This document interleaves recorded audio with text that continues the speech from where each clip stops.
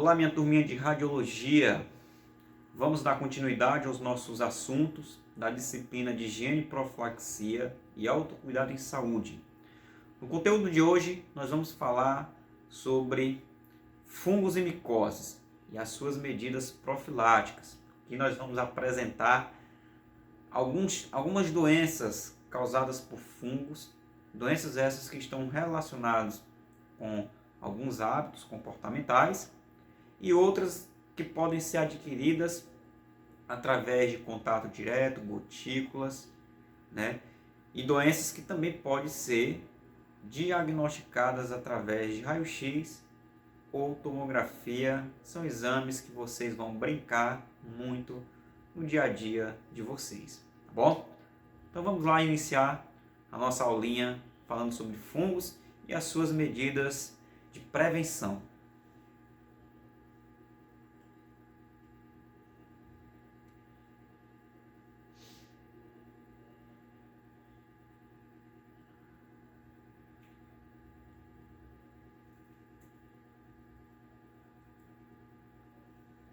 Então, quais são as características, né, dos fungos?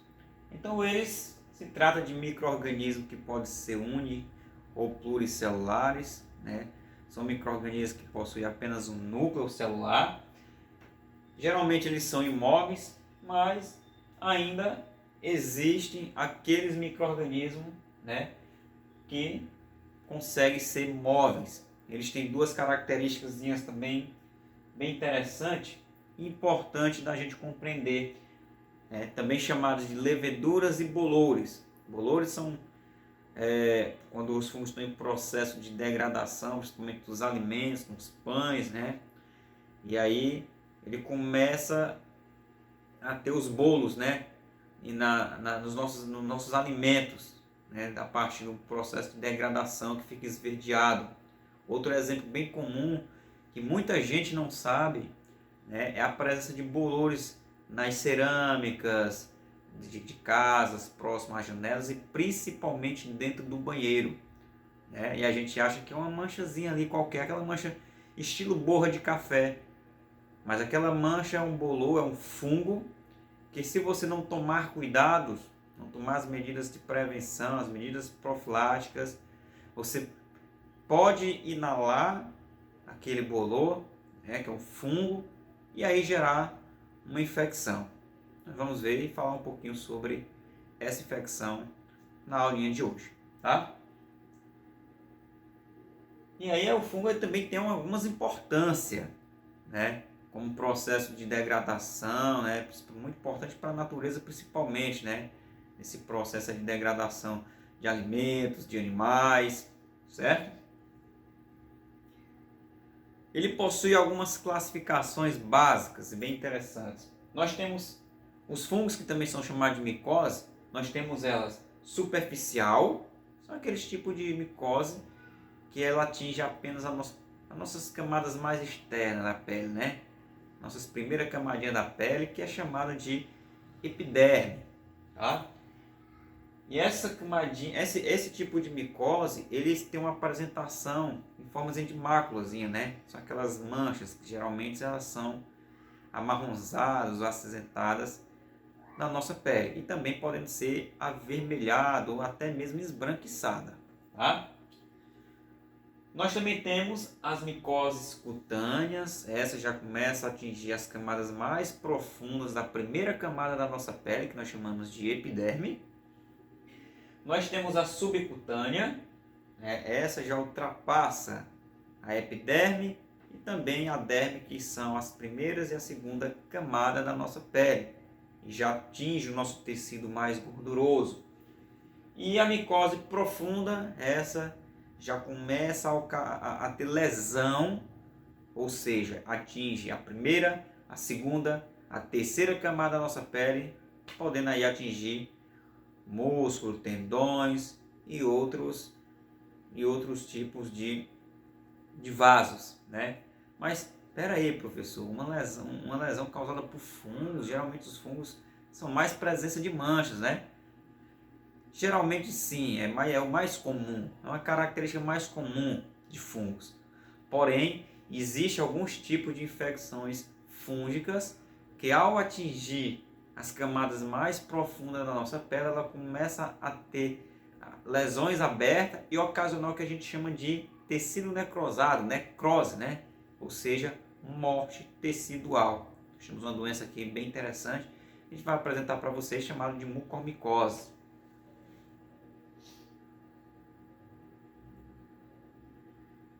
Como nós devemos evitar os fungos? Então, existem umas maneiras básicas, bem simples, né, que nós podemos fazer para evitar aí a infecção causada por fungos. Então, uma delas é você dar preferências às roupas íntimas de algodão, não utilizar roupas muito apertadas, né, evitar a umidade, principalmente região axilar, são regiões que os fungos eles têm mais intimidades, né, para o seu processo de desenvolvimento. Polpas digitais dos pés, entre os dedos, tanto dos membros superiores quanto dos membros inferiores. Tá? Cuidado ao sentar em bordas de piscinas. Nunca compartilhar toalhas ou sabonetes, né? São produtos íntimos, é importante você não compartilhar, né? A gente tem também o costume de utilizar roupas molhadas, né? Muitas vezes dormir com a toalha ali bem úmida, ou até mesmo com a roupa no corpo, né? Ao sair de um banho. Observar sempre a pele, né? E o pelo dos animais de estimação e preferir calçados abertos, né? Para garantir aí a ventilação, né? Nos nossos membros. Aí nós temos aqui a nossa primeira doença fúngica bem comum, chamada de dermatite seborreica. Essa dermatite seborreica, em um nome, em uma linguagem mais informal, ela é dada como um caspa, né? Quando atinge a região da nossa pele, ela é chamada de dermatite. Então, a caspa, também chamada de dermatite seborreica, é uma infecção fúngica que não tem cura, tem tratamento, certo? E é uma infecção que é muito comum em pacientes que sofrem de estresse, pacientes que têm essa mudança de meio climático, né? No caso, calor excessivo demais, pessoas que têm sudorese muito intensa, né? São mais propícios a desenvolver a dermatite, tá? E uma das características desse tipo de infecção é a presença aí de lesões. Essas lesões, elas podem atingir couro cabeludo, principalmente as bordas, né? Essas partes finais, né, do nosso couro cabeludo, região da face e também canal auditivo, principalmente a parte interna e por trás, né? Essa região posterior da orelha, nosso canal auditivo, e também na região posterior das nossas costas. Não é muito comum, mas principalmente couro cabeludo, região torácica e também essa região do canal auditivo, essa parte interna e região posterior. Tem umas imagens aqui para mostrar para vocês. Aqui é um dado epidemiológico, né? Ele diz que cerca de 20% das pessoas elas são acometidas pela dermatite seborreica. 3% de lesões são clinicamente relevantes. E como sinais e sintomas, nós temos aqui, ó, na imagem, acima, nós temos uma dermatite seborreica, ou seja, a presença, né, de placas, de crostas no couro cabeludo. Aqui nós temos uma imagem onde ele já apresenta lesões em região frontal, certo? Juntamente com a presença de placazinha, né, de crostas no couro cabeludo. E nessa terceira imagem, no canto da tela, a parte inferior da tela, nós temos a presença, né, da dermatite na nossa região da face, próximo ao supercílio, né, e também regiões, né, maxilares. Então são lugares também, né, que a infecção ela costuma se desenvolver. Aí nós temos como meio profilático, como eu falei, não tem cura, mas é uma infecção que tem tratamento, shampoos anti-caspa são bem recomendados. Deve-se realizar limpeza frequente da pele, nunca deixar ela úmida demais. E, se possível, também a utilização de hidratantes, muito oleoso, deve ser diminuídos, reduzidos, certo?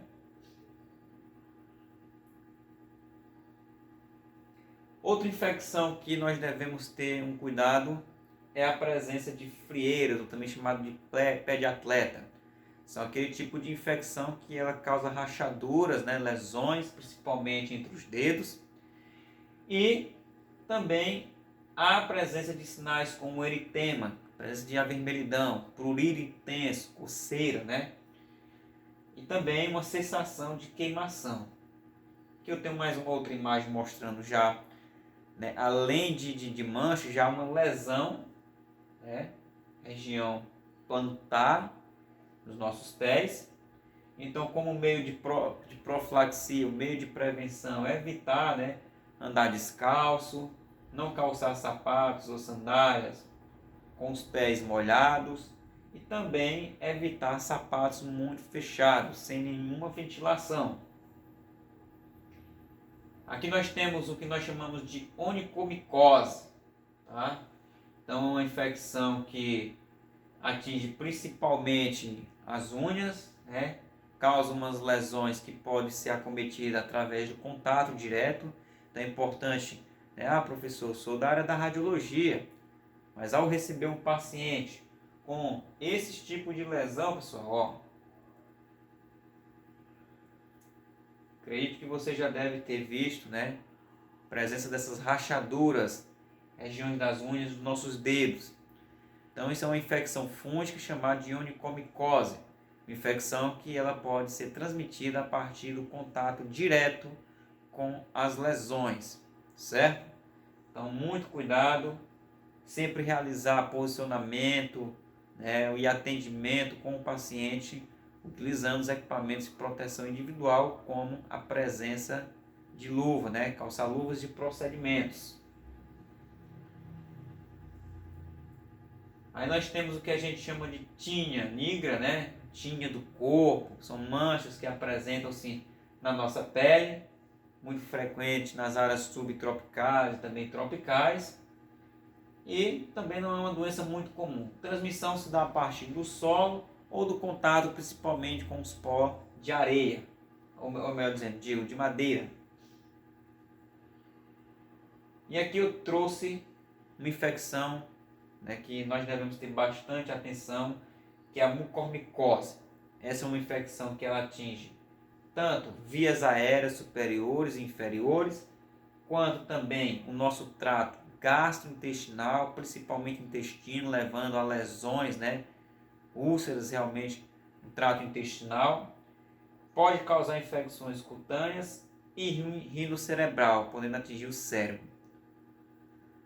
O que nos leva a ter uma atenção maior nesse tipo de infecção é a gravidade que ela pode trazer para o paciente.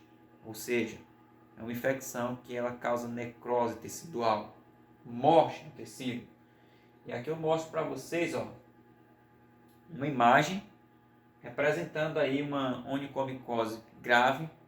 Já atingiu toda essa região da cavidade nasal do paciente. O paciente, quando está ainda na fase aguda da doença, tem uma dificuldade respiratória muito grande, então tem muita dispneia, falta de ar, devido à obstrução causada pela infecção, e consequentemente pode levar o paciente a óbito, porque a infecção ela vai progredindo e vai proliferando para outras regiões, causando aí a morte do tecido também, tá? Então, muito cuidado. E nós temos uma colocestomia, onde ela apresenta aí úlceras, fase aguda, depois já apresenta uma úlcera mais aberta, uma lesão maior, na região do intestino do paciente. E aí o paciente tem muita dor abdominal, pode ter hemorragia. E aqui nós temos também um exame de raio-x, porque é uma infecção que pode também atingir o nosso trato respiratório inferior, bem como os pulmões, E através dos exames de raio-x, de tórax, a gente pode ter essa visualização dessa imagem, desse meio contrastado, está circulado ali em vermelho, para o diagnóstico da doença. Aí nós temos meningite fúngica. Meningite, pessoal, é uma infecção que ela causa inflamação nos nossos tecidos, né, que protege o nosso cérebro, né, as meninges. Ela pode ser ocasionada também por outros micro-organismos, como bactérias, vírus, raramente os protozoários, mas é muito comum a gente encontrar também a meningite bacteriana e a meningite viral. Como sintomas, como é uma inflamação, consequentemente nós vamos ter dor de cabeça, dificuldade de posicionar essa região da mandíbula em região torácica. Ao pedir para o paciente que tem inflamação das meninges que ele tente tocar essa região da mandíbula no tórax, ele tem uma dor muito intensa e não consegue tocar, né, ou tem um limite, uma resistência muito grande ao tentar realizar esse movimento. Tá? Sonolência, confusão são outros sintomas. É uma infecção que pode ser diagnosticada através de tomografia, né, PC de crânio, onde ele mostra, né, essa região estão garantidas, meios contrastados, nos ventrículos, a inflamação nas meninges. Aí nós temos o que nós também chamamos de pneumocistose. Muito cuidado com essa infecção, bem semelhante a uma pneumonia, uma coqueluche. É uma infecção que é do trato respiratório, atinge os pulmões, os brônquios, os bronquíolos, causa uma inflamação e é uma infecção que pode ser transmitida a partir de gotículas. Gotículas são partículas eliminadas através da tosse, do espirro e da fala do paciente, tá? Então, muito cuidado, medidas profiláticas, principalmente para você da radiologia que recebe esse paciente para exames radiográficos de pacientes com pneumocistose, utilizar máscara cirúrgica, luvas de procedimentos para o manuseio do paciente e jaleco, tá bom? Então, como sintomas, dificuldade respiratória, bem como dispneia, dor torácica de grande intensidade, né, muitas vezes insuportável, e também sibios, são ruídos anormais no pulmão, devido a esse encharcamento que é ocasionado pela infecção. E aqui eu trouxe uma imagem radiográfica onde a gente mostra, né, presença aí de manchas, né, bastante inflamação nos pulmões do paciente. Aqui já é um tumor. E como meio profilático, a utilização de equipamentos de proteção individual, né, a utilização de medicamentos. Aí nós temos aqui a histoplasmose, uma infecção que ela é causada a partir da inalação dos esporos, né, que ficam nessas regiões que tem a presença de morcego, como telhados de casa, né, ou a presença de pombos, né, e aí ao inalarmos os esporos, nós temos o que nós chamamos de histoplasmose, também é uma infecção que atinge o trato respiratório, causa dificuldade respiratória, dor no peito, né, dor em região torácica de grande intensidade, tosse seca devido a essa obstrução que é causada principalmente lá nos brônquios, que são aqueles tubos que vai garantir a passagem do ar lá para os bronquíolos e depois para os alvéolos pulmonares, tá? Bem como inchaço nas pernas por conta da dificuldade respiratória e falta de oxigênio e também de circulação do sangue nessas regiões.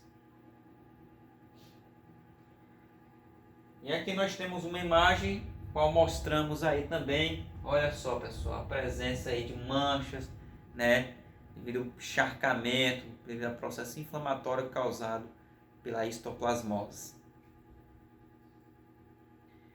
E aqui nós temos como medida profilática evitar a exposição, ter cuidado, né, ao manuseio de telhados, cavernas, esses ambientes que tem a presença desses bichos. E aqui nós temos o que nós chamamos de aspergilose, aquela infecção causada por um bolor, aquela borrazinha que fica nas cerâmicas das nossas casas, principalmente dentro dos banheiros, como vocês podem perceber na imagem aqui ao lado, no canto inferior da tela, tá? Então, como principal sintoma, nós temos aí hemoptise, então secreção com a presença de sangue, né? Nós temos aí tosse e também dificuldade respiratória como sintomas clínicos do paciente. Diagnóstico é raio-x, né? Para verificar aí a presença desse processo inflamatório causado pelo bolor, também tomografia. Outros tipos de meios profiláticos é você evitar esses ambientes, ter cuidado na higienização e também ter cuidado no contato de pilhas, né, de compostagem, tá bom?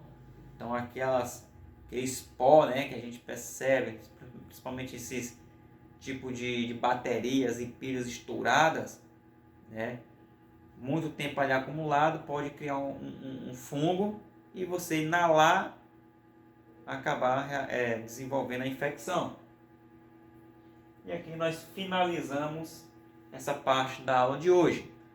Então, espero que vocês tenham compreendido. Não esqueçam, pessoal, de fazer o resumozinho da nossa aula. Vou estar cobrando e será contabilizado como nota, tá bom?